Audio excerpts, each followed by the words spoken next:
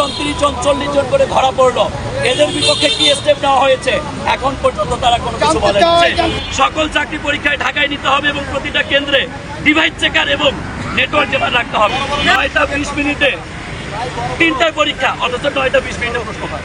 30 জন 40 জন করে ধরা পড়লো, এদের বিপক্ষে কি স্টেপ নেওয়া হয়েছে? এখন পর্যন্ত তারা কোনো কিছু বলেনি।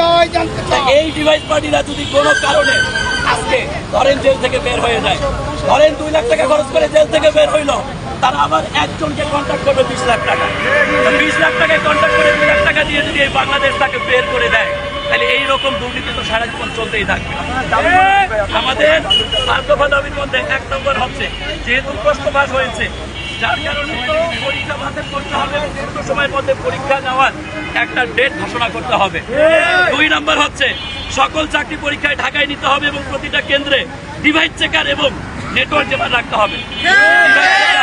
এবং নেটওয়ার্ক জেমার রাখে, তাইলে যেটা হবে ডিভাইস চক্রকারীরা ডিভাইস নিয়েও কিন্তু তথ্য পাবে না। এরকম কোন স্টেপ নিচ্ছে না। আপনারা দেখেন এখানে একটা প্রমাণ আছে, আপনারা যদি দেখেন এখানে মেইলে দেখেন 9টা 20 মিনিটে 3টায় পরীক্ষা, অথচ 9টা 20 মিনিটে প্রশ্ন পায়।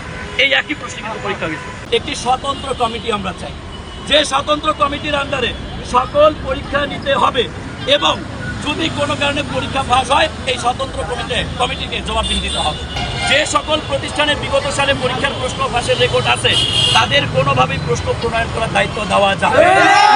যদি কোনো কারণে প্রশ্ন ফাঁস হওয়ার তথ্য এরপরে প্রমাণিত হয়, তাহলে এর সাথে যারা জড়িত আছে, বাংলাদেশের যেটা সর্বোচ্চ আইন, এই আইন এখানে প্রণয়ন করতে হবে। দৈনিক আজকের বাংলা .net